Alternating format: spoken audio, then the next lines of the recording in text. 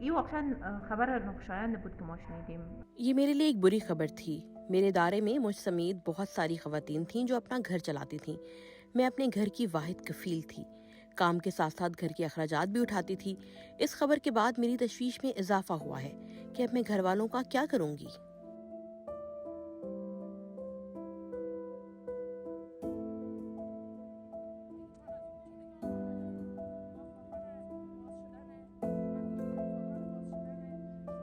طالبان سوچتی ہے ہم لڑکیاں جو ہے یونیورسٹی میں جاب نہیں کرتی ہو، اور نہیں اسلامی شریعت میں ہم برابر نہیں ہیں، اور سوچتی ہے کہ ہم لڑکیاں اور لڑکی ایک ساتھ میں پڑھائی کرتی ہے۔ ایسے بات نہیں ہے، ہم لڑکیاں الگ کلاس میں تھے، الگ تھے میں تھے، اور جو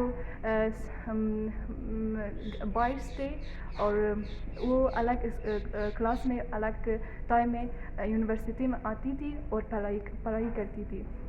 جب سے یہ آرڈر طالبان طرف سے ہو گیا کہ ہم پڑھائی نہیں کر سکتا یونیورسٹی میں اور سب یونیورسٹی بند ہے۔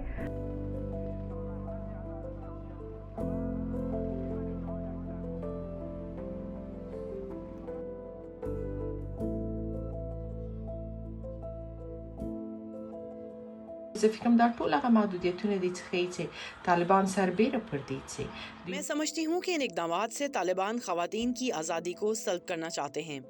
وہ نہیں چاہتے کہ دنیا کے دیگر ملکوں بشمول ان اسلامی ممالک کی طرح جہاں خواتین کو آزادی حاصل ہے، افغانستان میں بھی خواتین کو سوال کرنے کا حق دیا جائے۔ طالبان چاہتے ہیں کہ خواتین ان کے تابع زندگی گزاریں۔ میرے خیال میں ایسی زندگی کسی قید سے کم نہیں ہے۔ یعنی نمیدانم که امر آینده چی خواهد شد، آینده امر ما چی میکنن. میں آنے والے وقت کے بارے میں فکر مند ہوں کہ طالبان ہمارے ساتھ کیا کریں گے۔ اسکول بند ہیں، یونیورسٹیاں بھی بند ہیں، روزگار بھی بند ہے۔ خواتین کے لیے ایسا کوئی کام نہیں بچا جو وہ کر سکیں۔ ہمیں انتہائی پیچیدہ صورتحال کا سامنا ہے۔ سمجھ نہیں آ رہی کہ کیا کیا جائے۔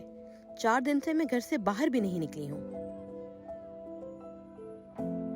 میں سوچتی ہوں کہ جب سے یہ یونیورسٹی بند ہو گیا، میرے سب ڈریم، میرے سب جو خواب تھا، وہ میرے سب جو گولز تھا، وہ سب برباد ہو گیا۔ اب میں کیا کروں، آئی ڈونٹ نو، کیونکہ میں باہر نہیں جا سکتی۔ میرے سب جو مائنڈ ہے وہ سب ٹھیک سے نہیں چلتے، اور میرے ہیلتھ ڈپریشن میں جاتی ہوں۔